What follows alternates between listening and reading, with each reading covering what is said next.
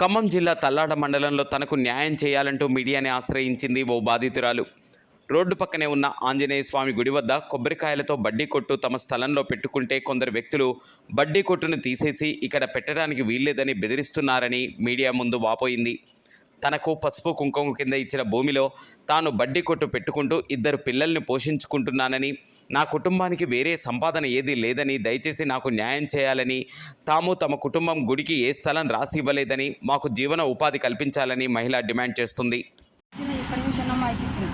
మరి ఒకళ్ళు నేను అమ్మినట్టుగా, నేను ఇచ్చినట్టుగా, గంత కాగితం ఇవ్వమని 1000 రూపాయలు ఇచ్చినట్టుగా, మీ సార్కి ఇస్తే మీ సార్ నాకు ఇచ్చినట్టుగా, ఎవరికన్నా ఒక్కళ్ళకి రుజువు తెలపన్నాడు. యానన్న ఏలు ముద్ర పెట్టినట్టుగా, తెల్ల కాగితం మీద నల్ల కాగితం వేసినట్టుగా, 7 గుంటల పొలం నాది. దేవుడు పుట్టింది నేను పట్టి పని చేస్తుంటే పారక తగిలిండు.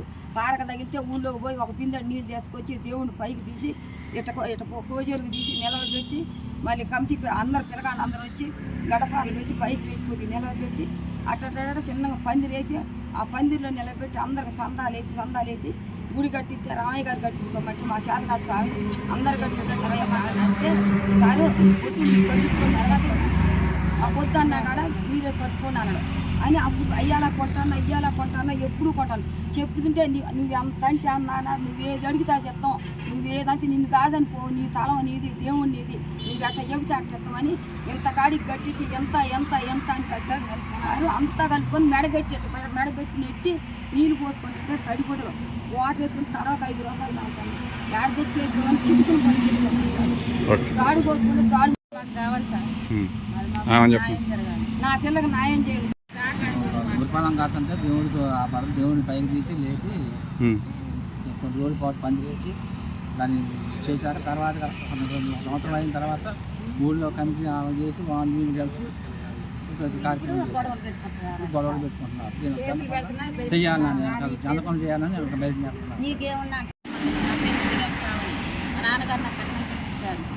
అయితే ఇప్పుడు ఊళ్ళో వాళ్ళు కలిసి అందరిగా ఆక్రమించుకొని నాకు అన్యాయం చేస్తున్నారు. నాకు 2 పిల్లలు ఉన్నారు. నేను బడ్డీ కొట్టి తీసుకెళ్ళేసారు. కేసులు పెట్టినాము, 4 కేసులు ఎఫ్ఐఆర్ ఫైల్ అయింది. అయినా కూడా నన్ను ఇబ్బంది పెడుతున్నారు. దయచేసి నాకు న్యాయం చేయండి. నాకంటూ ఏమీ లేదు, సరిగే ఉంది. మా చెల్లికి కట్నం కింద ఇచ్చారు, మాకంటూ ఏమీ లేదు. మా చెల్లికి 2 పిల్లగాలి, మా మరిది ఇక్కడ ఉన్నట్ల, మా ఆయన లేడు. మేము 4 బతకాలి. మా చెల్లి మీద ఆధారం, మా అమ్మని నన్ను మా చెల్లేదో ఆధారి. మా మరిది వదిలేసిపోయింది. మా చెల్లికి ఏ దిక్కు లేదు. మా చెల్లికి కట్నం కింద ఇచ్చిన పాస్బుక్స్ ఉంది, అయినా కానీ లెక్క చేయట్లేదు. సంపుతామని పెడుతున్నారు. దాడు కోసుకొత్తని ఎత్తుమని చూసిరేస్తున్నారు. ఎవరికి వాళ్ళు 5 కమిటీ 5 నుంచుకొని వాళ్ళని 5 ఎకరాలు కొని పెట్టమని, 10 ఎకరాలు కొని పెట్టమని బెదిరిస్తున్నారు. వాళ్ళకి ఏం మాట్లాడుతున్నారో సాగు పెట్టినాక కూడా బెదిరించారు. నైట్ వచ్చి గుద్దుతామని చదువుతున్నారు.